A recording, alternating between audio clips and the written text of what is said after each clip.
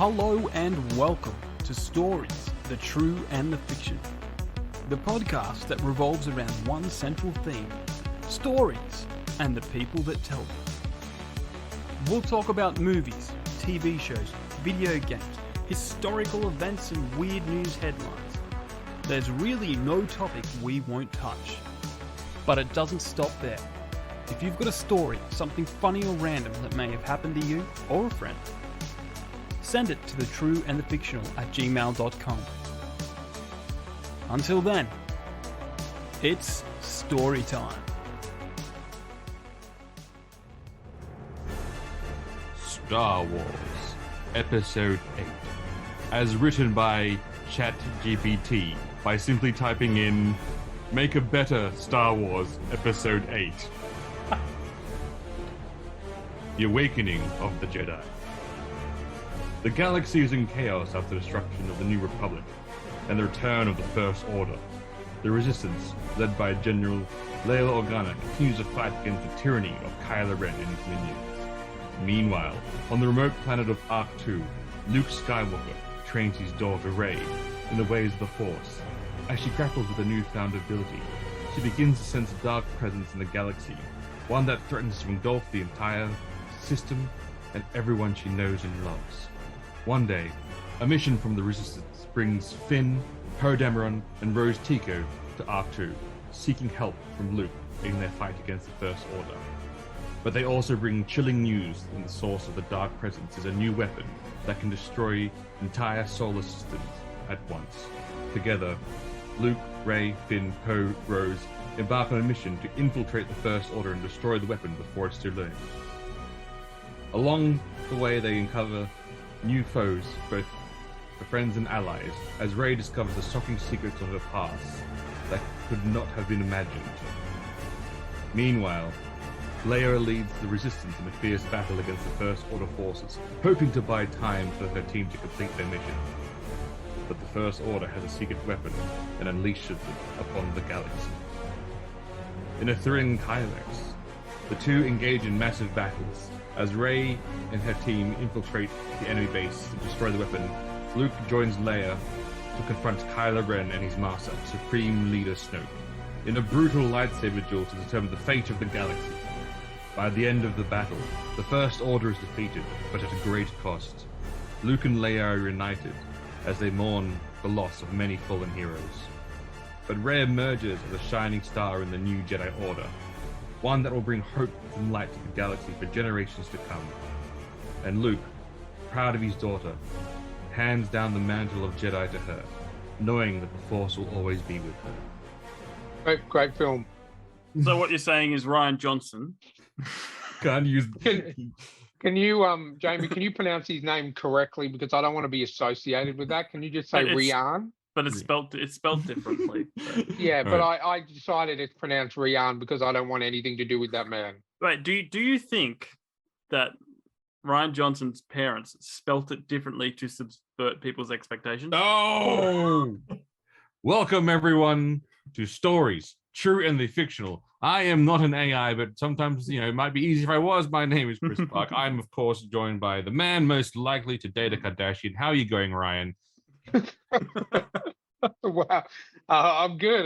How are you? Good. You're probably thinking you probably thought I'm talking about Chloe or Kim. I'm actually talking about Rob. So just to be clear on the Kardashian. Yeah, I think he's actually let himself go massively. So look, I'd be more likely to go for Kanye than I would for Rob. So okay. Technically, Kanye is and was a Kardashian. Oh, you tell him that to his face. But yeah. So I'll take that. As much as I do love watching the Kardashians, I have never found myself attracted to any of the men or women on that show. I'm not sure if you're meant to be attracted to. I know that some people are, weirdly enough, but I think it's just more of a It's grown to be, as much as I can't stop watching, it's like a car wreck. Yes, exactly. yes. They've grown to be a massive annoyance, but I just can't look away because they're just too much. And now, what the latest seasons are, Travis Barker is in it because he's actually dating Kourtney Kardashian, Yeah. and I've lost all respect for Travis Barker. The once great The drummer once for great Blink drummer. 182, Mm-hmm. and now all he does is just make out with her every single time. It's all lovey-dovey, and I'm just like, oh, Travis. Oh, Well, hey, Travis. it was the Yeah. twilight of his career. He Hmm. needed to figure out how to keep it going. He found a Yeah, and way. he needed a little bit of more money, so he thought, I'm gonna just fuck a Kardashian. Why So not? Why not? I mean, you know, if it with celebrities and their life goals, I'm sure every single one of them has that listed yeah, on life goals. Now, excitingly, you today went off and saw something quite interesting. I You did. saw Ant-Man Quantumania and the worst Yeah, visual effects in the universe that got someone fired. So I tell us, did. how was the film? Like, Look, I had the cinema to myself because it's on its last legs over here in Australia. there's There lost was legs only everywhere. of all three cinemas in the local area that I looked at, there was only one session for each. So I chose to Ouch. go. I chose to go to Castle Hill Event Cinemas, and I had the cinema to myself pretty much. There was, I think, only one other person ended up coming in sort of 10 minutes into the movie. Look, honestly, it the bad thing was they absolutely butchered Modoc. He looked awesome until he took his mask off, which was a lot. It was a lot that he Oh, actually took his mask off. It was kind of like the guy that played Darren Cross, who ended. Spoiler alert! The villain from the first Ant-Man movie is yeah, Modoc. yeah, When he yeah. got sent into the quantum realm, Kang found him and turned him into the, I believe it's mechanical organism designed only for killing. So Modoc, and they make a little joke in there, which I thought was quite good. Like Scott Lang said, it should be Modoc because people forget that F in there, designed only for killing. So I thought that was good. But yeah, that CGI was. I mean, you thought She-Hulk was bad. That when he lifted his that's the worst thing in the world. They got all his weapons right. If he left the mask on the whole time, it would have been perfect. I would have said that wasn't something wrong with the movie. But yeah, that. But look, I'm not going to lie. The whole movie, bar about 5 minutes, is in the quantum realm. So it is CGI, CGI, CGI, pretty much the whole movie. Um, but that's why I don't understand. The rest of it was really good. It looked amazing, but yet for Modoc, they just couldn't get it right. The story with Kang was spot on. Like they got his power level like Yep, yep. spot on. Literally, just like he could just yeah, it was amazing. And the movie itself was a good movie. It was a good movie. It wasn't the best. I enjoyed it. I didn't walk out. Um, it moves the story forward in terms of what's coming. It's not a must see, but I think for me, I actually, I tell a lie, I actually kind of think it is a bit because of not a lot of people know, Kang and his power levels and what he does and how there's 1,000 million different variants of Kang because he moves through time. He basically has power over time, multiverse, Yep. space, everything. But yeah, look, honestly, if it wasn't for the bad Modoc CGI, I probably would have given it an 8 out of 10. Well, yeah. But I would say it brought it down to a 6 But because of you are apparently. I was just looking up. You are like the rest of the world on a yeah, $200 million Marvel movie that's now made $460 million, yeah. which is basically it's a loss. There's no. Well, There's to no. be honest with you, I would have thought like if this wasn't a Marvel Studios production, I probably would have been a little bit less scathing. But this is a studio that's owned by Disney, who has literally the license to print money. I Well, they don't had the understand. license to print Yeah, money. I don't understand from a studio that can bring you an amazing movie like Endgame visually and spectacularly, even go as far as Doctor Strange 2. Like that Yep. visually Yep. was amazing. I don't understand why they've dropped the ball. Maybe it was this lady that has now been fired. I Well, I don't mean, know, but I guess look, we'll honestly, see. if you make a bunch of things like She-Hulk, and like That CGI was really that's another thing. And you make some other things with some terrible CGI, and your entire job description reads President of Physical Post-Production VFX. You're gonna get fired. Like that's just reality. That's just reality. I think if they got the CGI right in She-Hulk, it would have been it would have been received a lot better because the stories were good. Yeah. It's just having to look at, and as you guys know, this is my first encounter with the actress that played She-Hulk, but you guys have known her. I love again, great actress, poorly used. Yeah, and I just think, look, honestly, at the end of the day, I enjoyed the movie. I only paid $11, so I wasn't disappointed. I felt like I got my money's worth because there was a lot of good in that story. Yep. There was, and Kang was the guy, Jonathan Majors, who plays Kang, dead set. I can now not see anyone else playing Kang. And the power levels, the arrogance, there was a comment in there, but you've literally murdered trillions of people. And he's like, I don't care. They serve me no purpose. And I was like, nice. Okay, all right, cool. But yeah, and it's just, I look, if you haven't seen it in the cinemas, I would recommend our listeners check it out when it comes on to Disney Plus in a couple of months because it's worth the watch. All the high seas. You're not going to waste your time by watching it. You will probably look away or do something, go on your phone when MODOK's on screen, which is not that much compared to everything else. I would say his screen time's probably about maybe 10 minutes out of the whole, and the movie does go for 2.5 hours, so it's a long movie. Oh, it's a long, terrible movie. Nice. But look, watch it. If you don't watch it, but don't pay for it. I'm a Marvel nut, and even I say, look, they really need to lift their game CGI wise. Well, soon it'll become available upon the high seas, and maybe we will all. And before we go on to Jamie, sorry, speaking of the high seas, did you guys hear about how soon Shazam is going to be available on streaming services? No. In a month. A month? Are you serious? 1 month from today, it will be on HBO Max or whatever. Yeah, HBO Max. 1 month.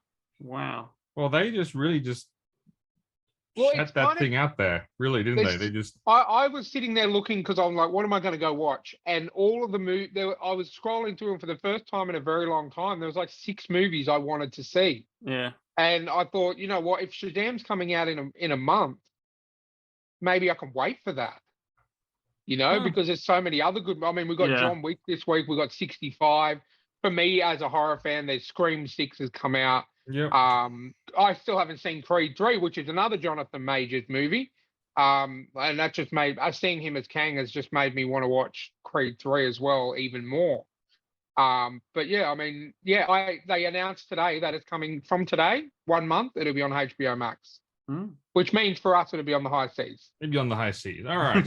Well, we will all enjoy seeing this on the high seas. Now, we're also joined by man, myth, legend, author of the Emu Wars, and I've always suspected artificial intelligence. J.A. Brighton, how are you going, sir? I am going well. You see, that's the thing. Sorry, I'm going well. So. That's not how artificial intelligence sounds, because exactly. Based upon how often they're now helping kids pass university, it's obviously got some intelligence behind it. Where maybe I'm subverting your expectations. Maybe I'm trying to throw you off. Of course you are, Ryan L. Johnson. Soon that man will have no job if AI takes over, because people can write better films than him and do better artwork and that's pretty much the end of it's the end of being creative, isn't it? It's like, all these artists basically going like, oh yeah, that was a good run while I had a good run. Well, I mean, I didn't even know that ChatGPT existed before I watched that episode of South Park last week, and that was all they talked about. So I was like, oh, okay, so you can write a book by just doing that now. Okay. And also there's now they're now having to, in particularly universities, install ways to test if the thing was written by a bot, because people are passing their exams at 100% and not turning up. Well, I really hope, and I don't know if you guys watched the episode, I really hope they do the South Park thing, which is they got a seer in with a falcon. I saw the episode, with a falcon. Shadowclaw, go! And the Shadowclaw flies around to grab papers and brings it back, and he's sniffing it. He's going, this smells like chat. This smells like AI. I'd really like to see that.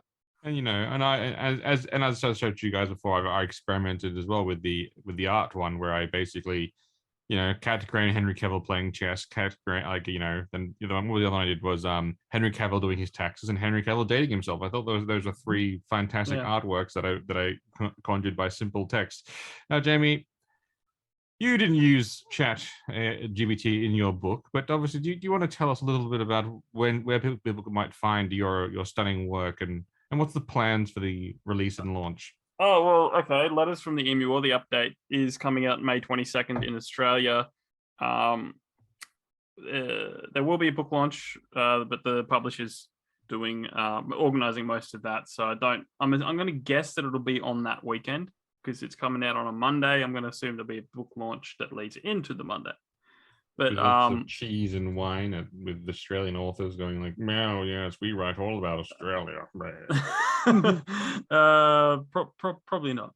No, but yeah, look, it's still in the works. But you can pre-order a copy of the link in the show notes. Brand new artwork. Font that's appropriately sized. Hey, well, Chris, you got the original, and then it got updated. So okay, We have limited also, first editions.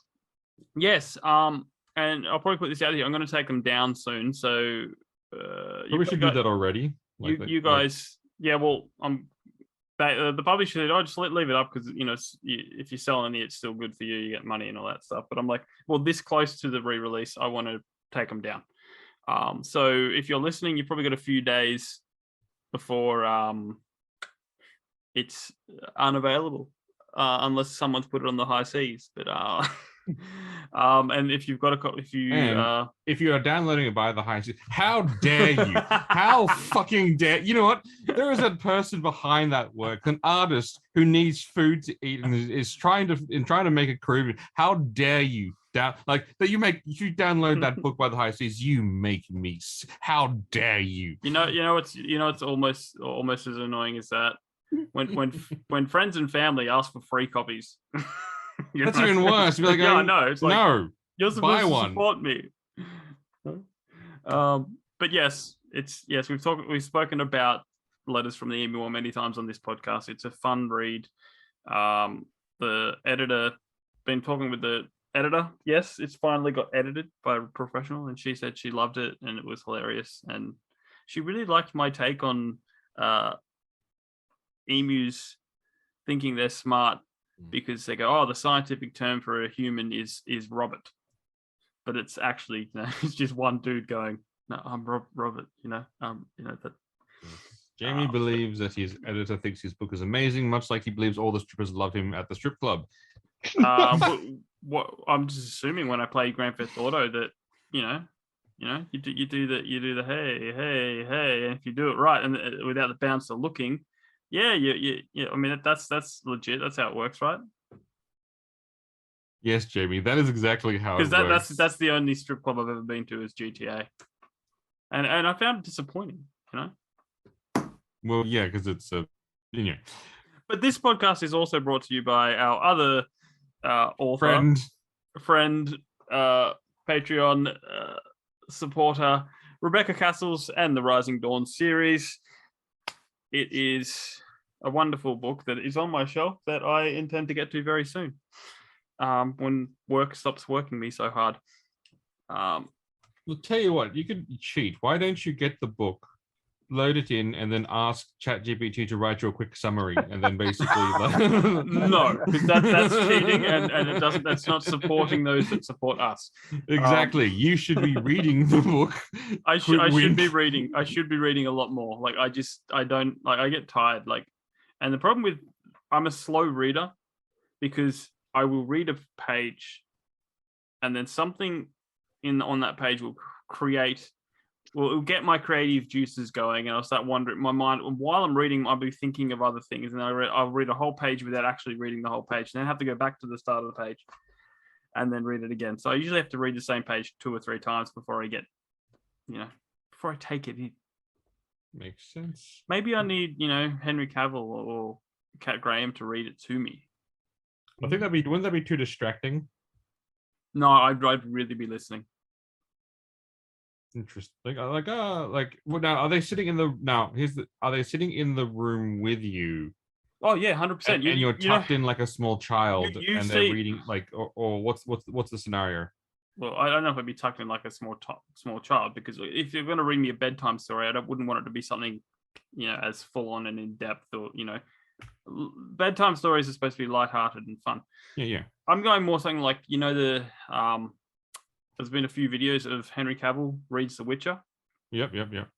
Going like that, Because I would have thought that maybe this is Ryan's thing, where Henry Cavill would be on the lounge with a book and holding his wine. Ryan would be lying in his lap, looking up, staring into Henry Cavill's eyes as he reads the book. I would be doing the same to Kat Graham, staring up, yes, probably at her eyes. Depending on the physics of the. Don't worry, your wife isn't listening to this. Depending on the physics of it all. But I'd imagine that's exactly how you'd want the book to be read by those individuals, correct? Yes, correct. Oh yeah. See, that's just standard. That's just standard book reading. I mean, really. Mm-hmm. I mean, and I'm proud to announce the competition that we're going to put a secret word in here, and if you get it right, if you write to stories the true and the fictional at gmail.com. No, the true and the fictional at gmail.com. Whatever it is, Jamie will read you Emu Wars within that style. You can lie in his lap, stare into his eyes as he reads you the Emu Wars. Look out for that secret word and write in to stories at trueandthefictional at gmail.com and to experience a true author moment with J.A. Bryden. Wow. Okay, cool. I've just announced the competition. You just announced the competition, but you got the email address wrong, so that's hilarious. I don't know what the show's called. Speaking of not knowing what the show's called, Jamie, you said there was something interesting you wanted to share and talk about now. Well, there was some articles that popped up, and I guess we could call this the epilogue to last episode where we talked about The Last of Us, and I just found it interesting. An article popped up and it said basically what the headline is: The Last of Us, everything fans disliked about the series, which is basically all the gamers, the complaints that are, and look, I can't, not all of them, but a lot of them. Like the first one. Give us an example of what episode. Yeah. Okay, so episode 2. All I need to say is that kiss. At the when Tess. Yep. Yeah. Like it just, everyone's like, "Just what the frick was that?" Like to me, I was like, I kind of got, when I read what the creators were going for, I understood the concept. And I said, okay, cool. That didn't bother me that much. Okay. Number 2 was there was no Bill and Ellie banter. I think that's what we were all looking forward to. That does hurt a little. They missed out on that. Number 3, I think this is something we all agreed on: pacing issues. Yep. Move too fast. Yep. They had some complaints about Kathleen. Episode 4 and 5. Yes. Yeah.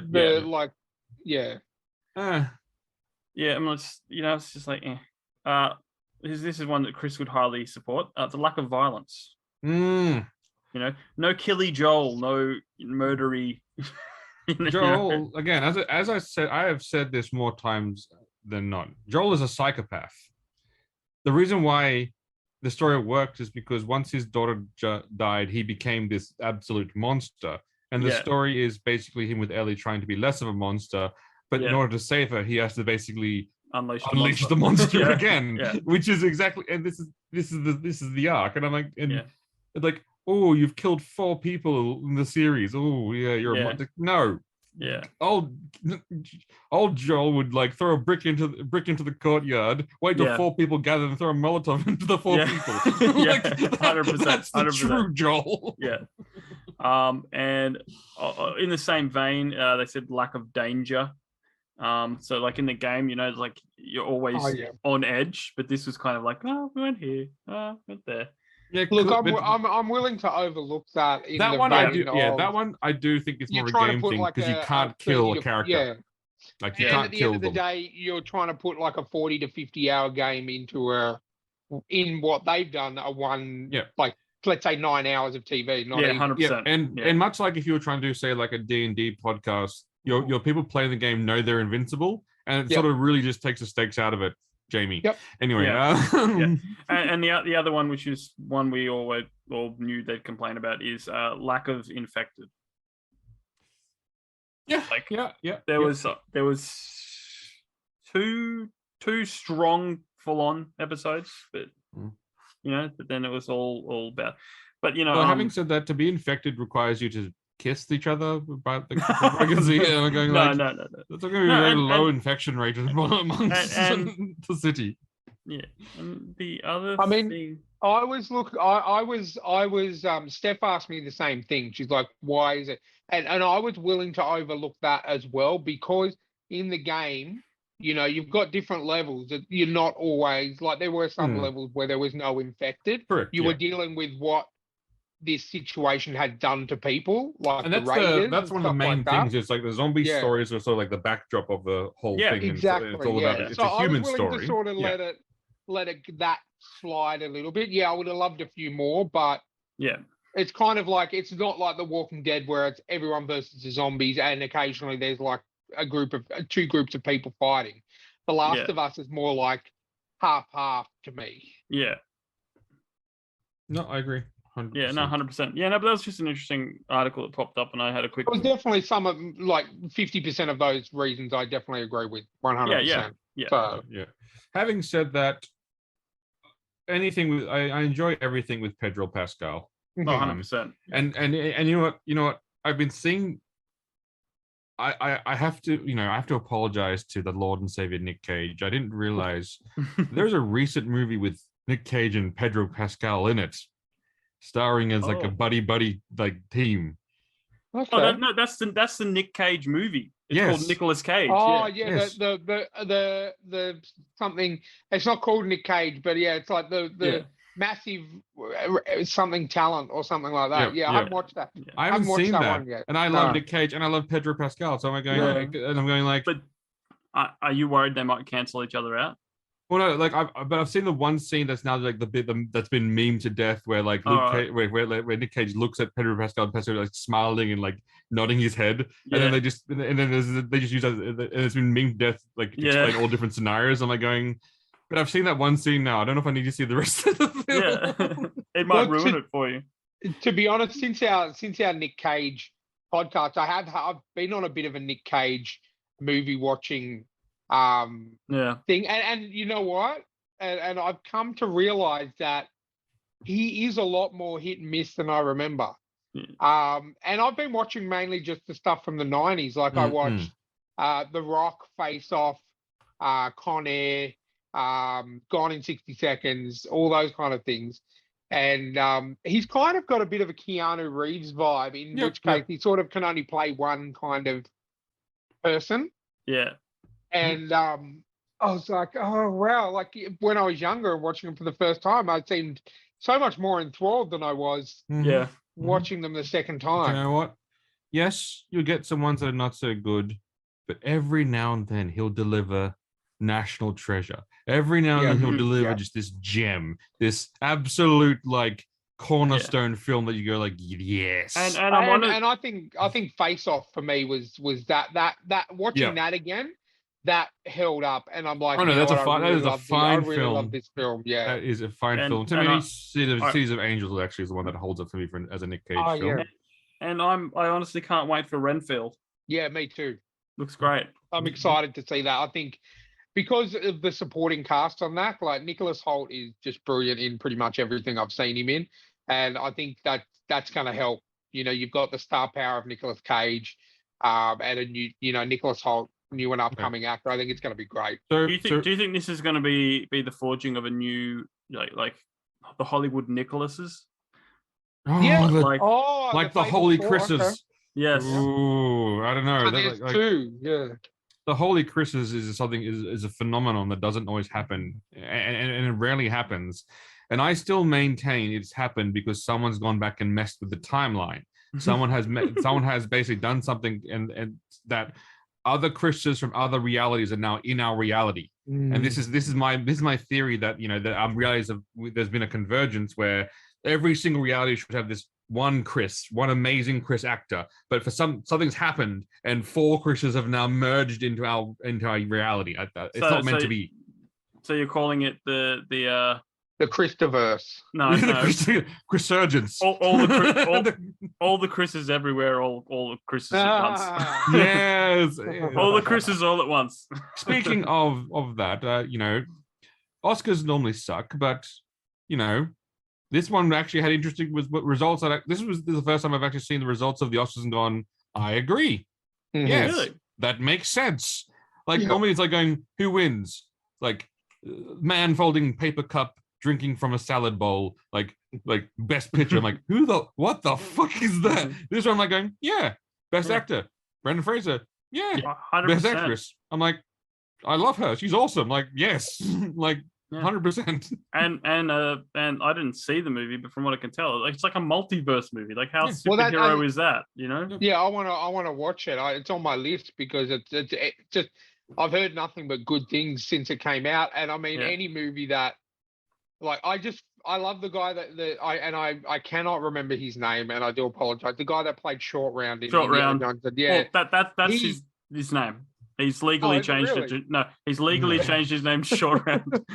He has barely been in anything in, like he was saying, 30 something odd years. Yeah. And then his first movie back, he wins an Oscar for. And I love the reunion between him and Brendan Fraser and from Encino Man and him and the team that did Indiana Jones, Steven Spielberg, Harrison Ford, and the lady that played was in that as well. They had a nice reunion. I think that was really good.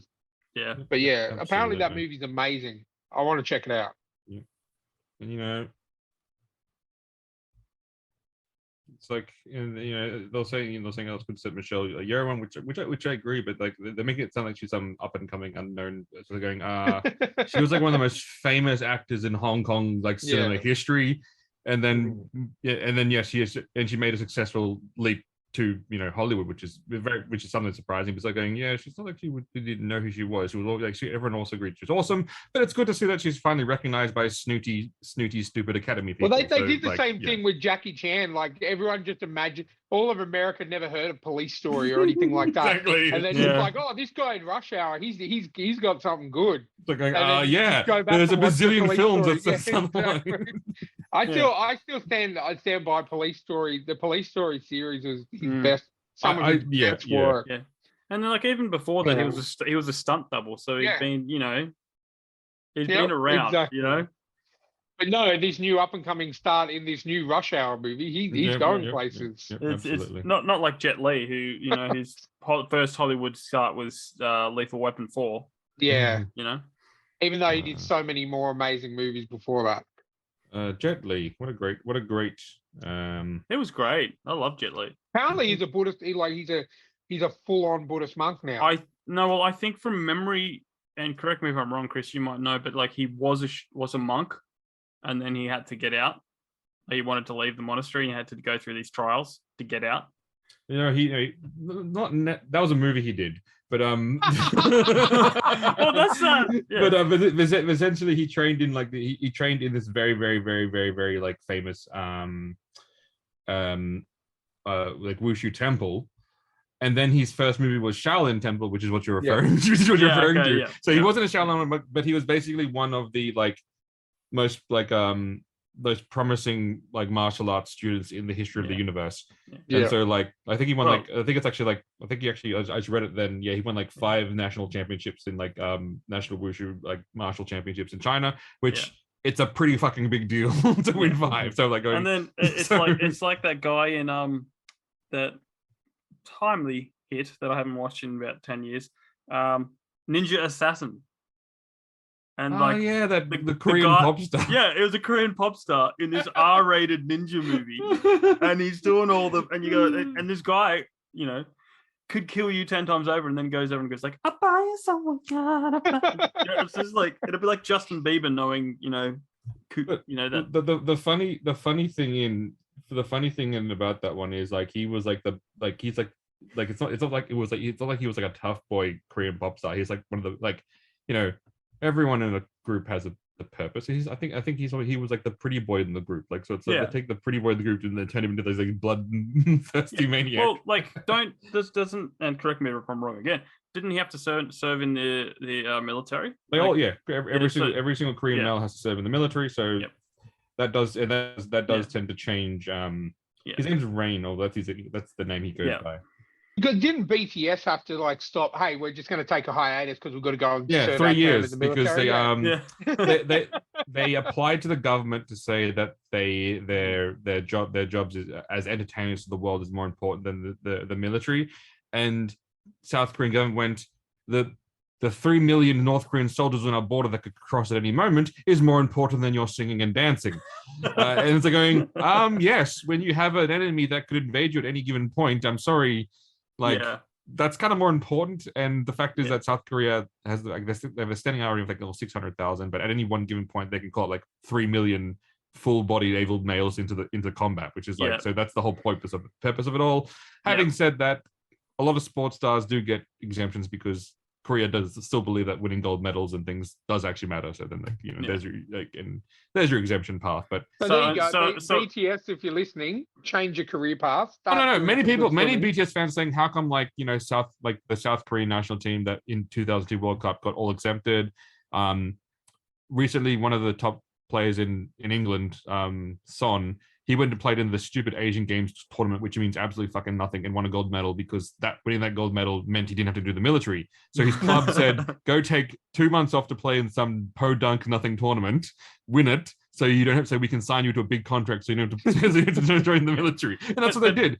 And so people said, BTS, because of their worldwide, renown, that's important to the Korean culture. But having said that, it's Korea, it's K-pop groups. Yeah. They have a factory that produces them non-stop. The South Korean government's going, BTS, we have the next one already fucking training. They're 6 years old, they're already training. Fuck yeah.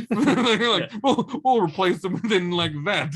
Yeah, but I'm pretty sure they understand the importance of like going to the Olympics and winning gold medals, because I think it was like 5-6 years ago, an ex-Korean pole vaulter pole vaulted the Korean War from North Korea, somehow missed all the landmines that are there, and made it to safety.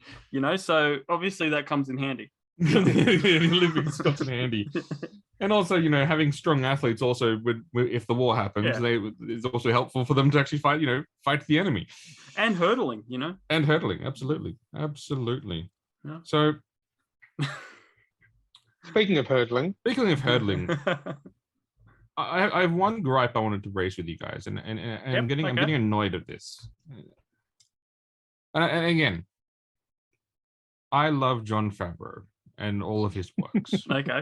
I love Dave Filoni. I have been a Clone Wars fan since the beginning. I actually was a fan of Ahsoka from the beginning. I actually thought they should have gone down with the storyline that Anakin had a bit of a thing for Ahsoka, but they didn't, because that would have been weird, because she came to him when she was 12 as a Padawan. But again, I completely understand that concept. Implied incest aside, of basically her father figure. Implied incest aside. Anyway, I'm so sick of every Wednesday opening up Disney Plus and seeing the length of the episode as below 43 minutes. Now, I've now done the science and formula where I've realized, if it's a low budget episode, we'll get a 50-minute long episode, 53 minutes. I'll be going, great. Tons of talking in this episode. Yeah. If it's an episode with action packed full of dinosaurs, Jedis, and lightsabers, 30 minutes tops. So I'm going, okay, so this is the formula based upon the budget of the episode. I get that. But I just don't like it, though. That being said, episode, I'm not going to spoil anything, right? But episode 3... Action, talk. Action. So you had that kind of balance. But... Yeah. But I'm referring to the last episode, which again was fantastic. Oh, it was amazing. Which was amazing. I mean, it was everything. 28 goddamn minutes of episode. Yeah, but that felt longer. I only managed to get through the first one, the first episode, So and half I an actually hour. timed. Yeah, well, I actually timed the end credits, and it was 11 minutes 30 for end credit on the first episode. Yeah. Again, but we And all I know was that like, that come wasn't. on. Look. It's very clear that they're short some storylines because they had to use all the storylines to save Boba Fett. So they obviously it's very Yeah. clear they are. It has been a short some little storylines. fillery, hasn't it? It has, And and again, I get what you said about watching when I watched the first episode. I was like, hold on, this feels like a mid-season Yeah. episode when I put it on last night. I was like, it just doesn't feel like a premiere episode. You know what I mean? having said that, I honestly believe that probably the show The Mandalorian is basically probably close to where they should end the show Mandalorian. Well, aren't they doing that? They've talked about they wanted to do more, but I honestly think that basically very shortly they're going to release their TV series Ahsoka, which has Ahsoka Tano, everyone's favorite character. It's also going to have Grand Admiral fucking Thrawn in it. That's the show we're good. That's the show to continue on. Pause The Mandalorian. Stop it. Yeah. Bring some characters over you like. That's fine. It's all in the same universe. But then continue on with basically what I think Disney should do is basically have one live action TV series at a singular time. Yeah. From the Filoniverse. Let's be very clear. We want it from the Filoni Favreau storyline. That's I don't want to see any more prequels on the Andor and Obi-Wan of how the rebellion happened. How we know how it fucking happened. We saw the fucking films. We've seen the films. Yeah.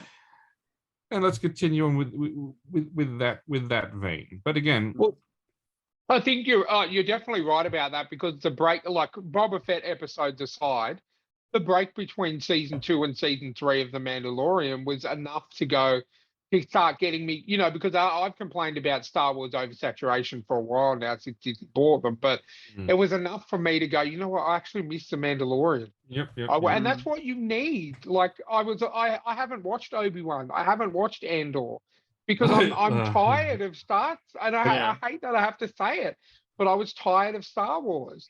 Look, you're not missing much about Obi-Wan. I will watch it eventually, but I wouldn't. I have no I just when it all came out, I didn't have enough time to watch. I've got 14 to 15 hours of wrestling to watch a week. I need to get that done. Yeah. Do you need that? Yes, no, Jamie. Yes. Do you need? Yeah, because it's look. Right now, it's Road to WrestleMania. There are some key plots and storylines developing that Ryan has to understand for the 3 nights of WrestleMania. But even still, then there's obviously after WrestleMania, there's then obviously the new champ. There's going to be new championship holders, and so it's an ongoing storyline of intricate plots that needs to be understood. 10 years. I've been watching, and then the new promotion comes out, and they're just as good, and or maybe not just as good, but just entertaining enough to keep me hooked. But no, look, going back to The Mandalorian, I'm like, I really want this new season because I've been hanging for some Mandalorian. I'm watching the first episode yesterday. I did want to watch more, but I was just exhausted. But I'll be watching it over the weekend. I'll be up to date by Wednesday because I really enjoyed it. And that's because it hasn't been oversaturated. That's because we haven't had we had a long pause. Yeah, it was like a year and a half minimum. We got it back. But even still, I do believe it's sort of reaching its inevitable conclusion, which is fine. I think it should end, and probably I think they probably should end it 1 or 2 seasons before they should end it. So they're ending it on on a high, not like those shows that end where they basically just run its course and it's like meh. I always love a series that goes for 5, like unless it's a sitcom. Sitcoms can go as long as they want, but 5 seasons is usually solid. Yeah. Yep, and not 8 seasons after the 5. Once you've done the good 5 seasons, Chris, stop. It's 10. I don't care how many. Don't under exaggerate. Don't under exaggerate. Okay, now Ryan, I know you're saying you're gonna watch Obi-Wan. I'm gonna save you some time. Don't. It's really stupid. Like it's honestly, it is one of the dumbest shows I've like. Again, I'm a Star Wars fan. I love, and when they announced the show, I was extremely excited. Like watching it week on week and watching the sheer stupidity of the story, like hurt my brain. Okay, I'm gonna spoil it for you because you're not gonna watch it because it's dumb, right? Let me.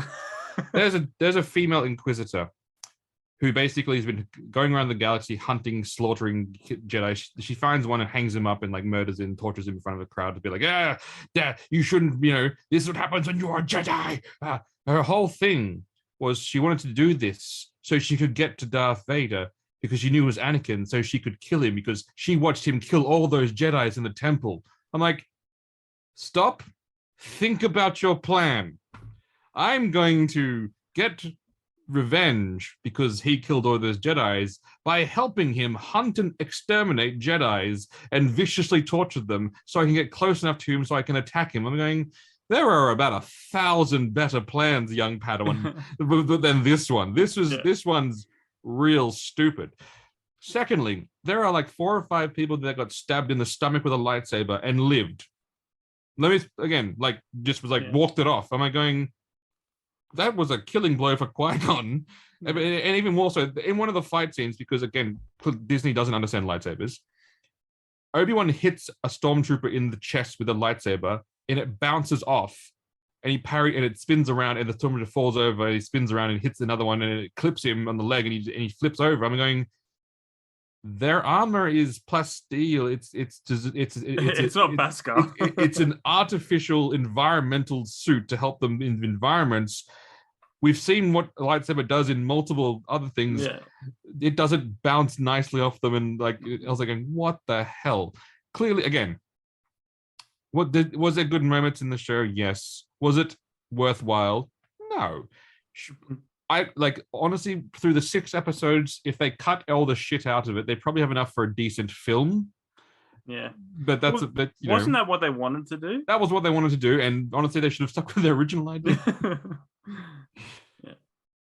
Okay. But and also Andor was a bit meh. But again, it's not bad. Yeah. It's it's like, it's just like, it's like. I heard somewhere they were talking about this thing. It was like very comedic. Is that true? It was. I didn't find it funny. Maybe like I found it stupid. Some of the scenes. There you go. I heard someone talking about it. But having said that, it was also like I did like it because I did like the Andor character, and I did like the fact that like he was from the part of the rebellion that was a bit more getting your hands dirty and doing things like and also having to screw over people to basically to further the cause. And I did like that side of that of his arc. But having said that, it's I think Disney Plus has been generally an overall mistake for Disney. I think they've taken their franchises and diminished them significantly by wanting to prop up their little streaming service. Yeah. But that is what happens when you fly too close to the sun, as Icarus often does, and which in this case Disney is Icarus. Yeah. 100%. Yeah. So we're going to do a short episode today because obviously I think there are some people who are tired and there's some people who are sore of gut. But before we wrap things up, I do want to ask Ryan one thing. Given how in WWE we know that the title split's going to happen, we know that probably Roman will lose, and then the title will be broken up back into 2. Mm-hmm. How do you feel about the Intercontinental and US championships? They seem like a lesser belt, but should they? Where do you feel that those belts should sit in terms of the hierarchy of belts in the WWE? Look, at the moment, they're what's called, the workman's title. They're the ones that get defended every week on SmackDown. SmackDown has the Intercontinental title, and Raw has the US title. They're the ones that get defended every week pretty much on those shows, and then they'll have if Roman doesn't feel like working, then they'll be the main, like what they did at Elimination Chamber. It was for the US title, not because Roman had that match with Sammy. So they needed to do that. I think that they're the most utilized titles, but also the most undervalued titles. Because the Intercontinental Championship match at WrestleMania is going to be an absolute freaking slugfest.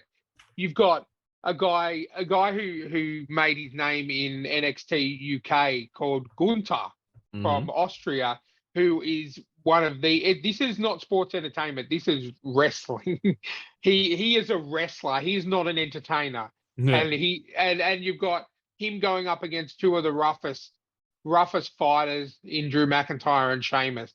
That match, if you like the fighting aspect of it, that is going to be the one to watch. And I think that's going to be a hell of a match. So I think those titles don't get half the respect that they deserve, because they're the ones that are being defended by the guys, every week. And our current US title holder is Austin Theory. I'm not a fan, but he is at WrestleMania facing the ultimate US title champion in John Cena.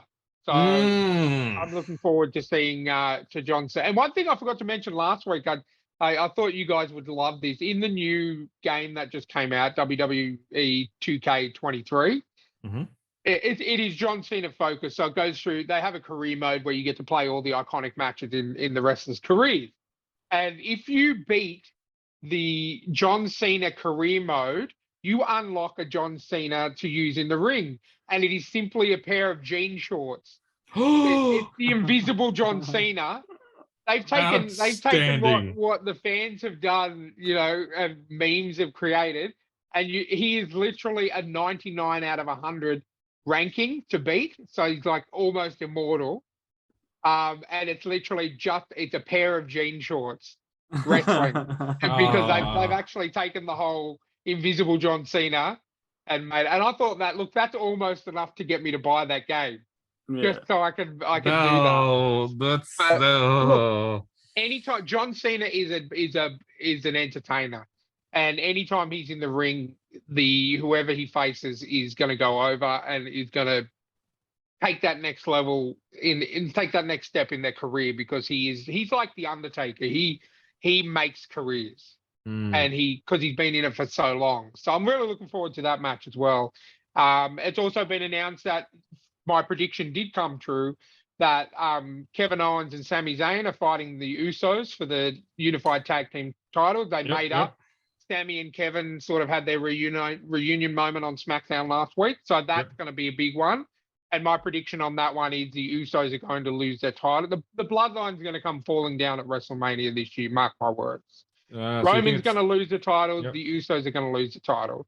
So you think the time is now. The time is right for the titles to be finally shifted away from Roman Reigns, which is fair. Look, he's held it for 1,000 years. It'll be literally, you are very close, Chris. By WrestleMania, it would be 1,000 days that he has held that title, and that's the longest current reign in the last 30 years of a champion. Normally, it's literally, the longest is a couple of months.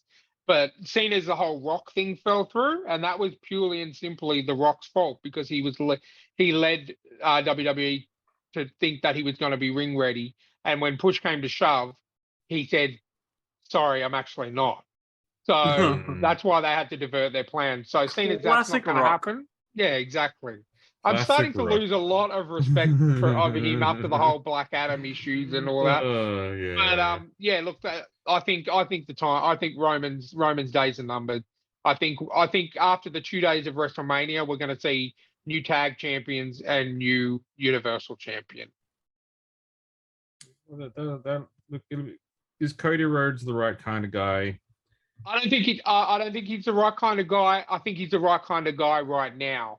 Yep. The hero you need, not the hero you want. Exactly, because there's no one else. And they've been through everyone else. There's no one left. And the way that they built Cody, the way that they built him up, and he's gotten Sami and Kevin Owens back together, like to fight together. He was the one who organized the reunion. And I think it's going to happen. If it doesn't, look, I have been wrong. I was wrong about the whole Rock situation. But if I don't know where they're going to go, I honestly don't. I think Roman is going to be amazing in the chase to get the belts back. Yeah, I think that's what WWE needs right now. I think you need to take the L at WrestleMania and then chase it all the way to SummerSlam. Chase Cody, What I think he'll do is he'll lose at WrestleMania. He'll take some time off. We won't see Roman for a couple of months, and just before SummerSlam, he'll come back in the chase. And I think then there is a real possibility he might be able to take it back from Cody. But Roman's always good on the chase. Yep. Yeah. And look, I trust Brandy Rhodes' opinions. If she thinks that Cody Rhodes is worthwhile, then maybe he's the right champion. Not based on his. I don't know much about his wrestling. I'm just basing it purely upon his wife. He's a very I know. good Yeah, wrestler. he's a famous wrestler. I think Stardust is one of the greatest characters of all time. You know what? You know what was funny? Yeah. Roman did a promo on Raw this week, and it reminded me of you, Chris. And he basically said to Cody, "You didn't like Stardust, so you ran away." And then he said, "And then you went and created another wrestling company, and you couldn't get over there, so you ran away from there as well." But when he did the Stardust thing, I thought of you, Chris, because I know how much you love Stardust and how much we all hate it. No, I want to see him like. Looks like he's going to lose. He gets thrown out of the ring, and looks like they start the count, and then he jumps back up again on stage in the Stardust costume to take the win of Stardust. Come on, yes. If that happens, I will, for the first time in my life, turn off WrestleMania. No, you can't think of the spectacle. This ridiculous. It'll be sensational. Jamie, what do you think about all this? I concur with Ryan. One thing I do want to say before we leave, guys, listeners, friends, Ted Lasso has started again, and please watch it. It is so good. I've watched the first 2 episodes. Comes out every Wednesday night here in Australia. I cracked Jamie. Jamie was going to wait. He was going to wait and watch like 3 or 4 together, and then I get a message from Jamie going, "I caved. I'm watching Ted Lasso." To the high seas. No, it's on Apple TV. It's Apple TV. I'm not paying Apple TV. $6 a month for Apple. There's not enough. There's not enough value there for the $6. Look, I pay that. We've got 2 Bill Lawrence shows currently running at the same time on Apple TV. So what's going on Apple TV right now? Shrinking is Bill Lawrence's new show with Jason Segel and Harrison Ford, and it is fantastic. The last episode of Shrinking, Harrison Ford is high on marijuana gummies for his dementia, and he goes to an engagement party, and he is so fucking funny. It's just Mm-hmm. It's another great Bill Lawrence show. It's one where you laugh, and then just as you're laughing the hardest, they make you cry. Typical Bill Lawrence fashion. Lawrence fashion. And look, I watch a lot of other stuff on the Apple TV, but just for those 2 shows, I will give them my money. Mm-hmm. To the high seas. But yeah, Ted Lasso is just as good. So Chris, if you haven't started watching it, get onto it, because I know you watched the last few seasons. But I did very much enjoy Ted Lasso, so obviously I'm looking forward to seeing. It's really good. Although I have, again, as I said before, I have to put knowledge of football away, because clearly Bill Lawrence did the same thing. So like clearly that we both just decided to put our knowledges aside. They do it with everything. I know, it irks me so much. I must say, in the second episode, Brendan Hunt had me in. Have you watched it yet, Jamie? No, I've only watched 1 episode. Seriously, Brendan Hunt he's outstanding episode is episode 2. He had me in stitches pretty much the whole episode. And so that's Coach Beard. Yeah, sorry, Coach Beard. Yeah, he's one of the writers of Ted Lasso with Bill Lawrence and Jake Sudeikis. But yeah, seriously, it's just as good, if not better, this season. I believe this is the last season we're getting of Ted Lasso from all reports. Yes, I've heard that as well. So yeah, man, it's just so good. So I want to plug this show as much as I can, because Jamie got me into it, and I've watched season 1 and 2 at least 4 times already, and it's only been out for a couple of years. So get on and watch it. Yep, and if only they had realistic football, it would have been even better. But again, that's hey, they kick balls, and hey, Chris, you know what you can do?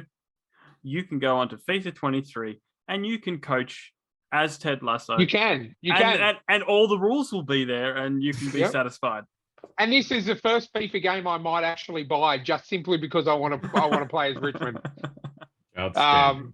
But yeah, Ted Lasso, seriously, just yeah, Cool. so good. It is it's a great show. Apparently was there another season of Mythic Quests as well? Yeah, season 3. I think it's coming. No, season 3 is already out. Oh, okay. There you go. Already out, and I mustn't cool. be thrilled because of they took away one of the characters isn't in it. The backstory guy. Well, yeah, I forget his name. Wait, Yeah. he's not in it anymore? No, he moved over to the White Lotus. He's doing season 2 of the White Lotus. Then There's no, no I'm reason. not watching it. There's no reason to watch that show. Like honestly, like that's it. Nope.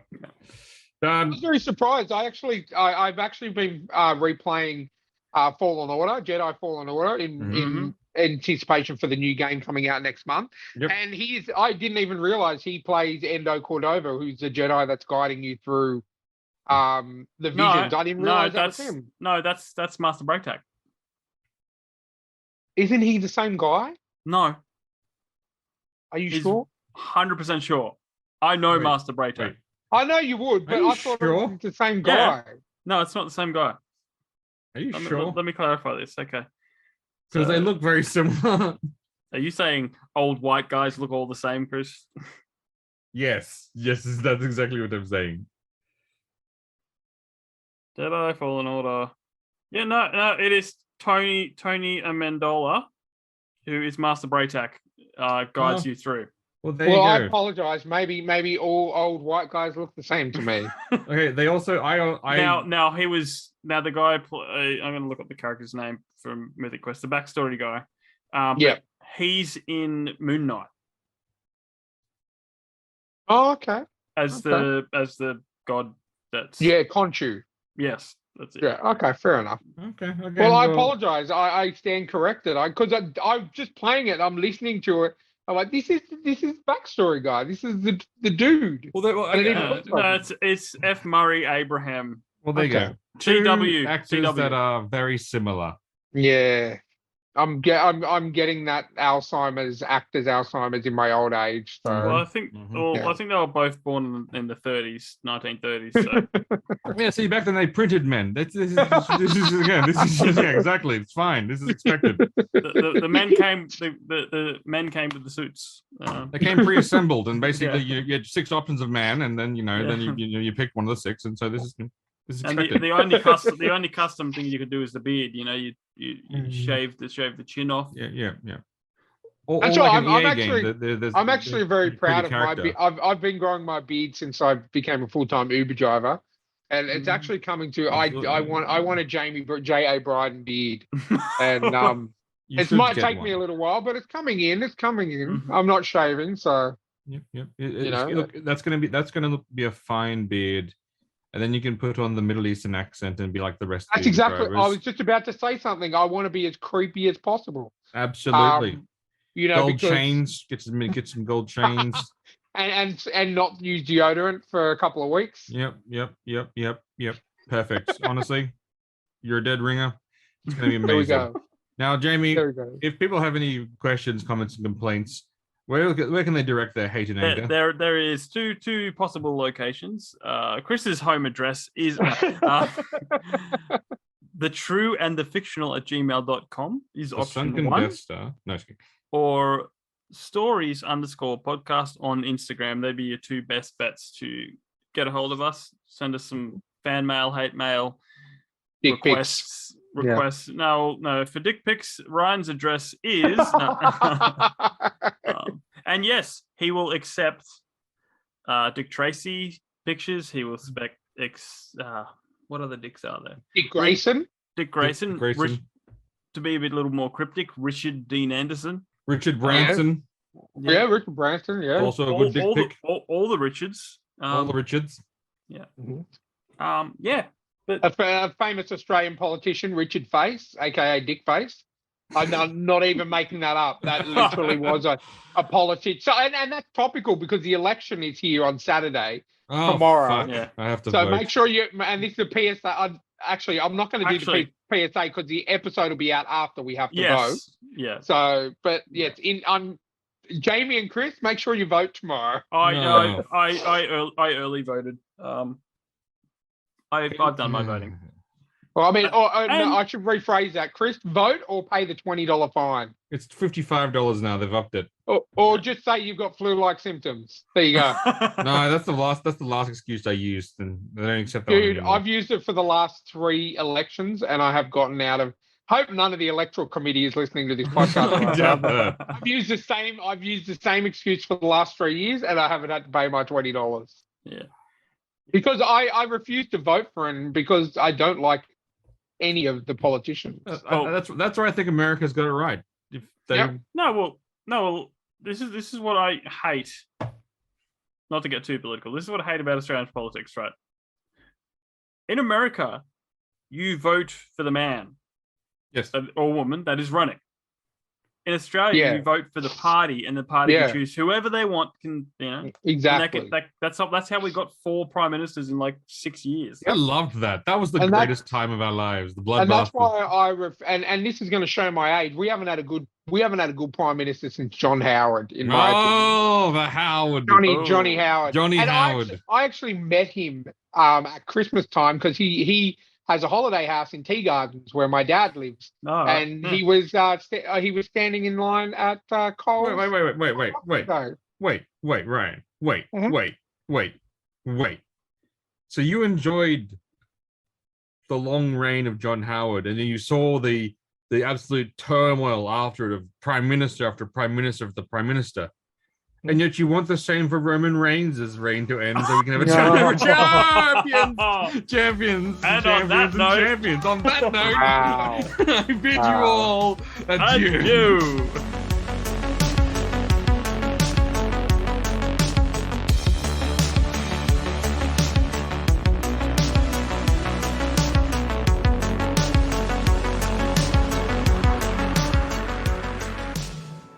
Here's the second one.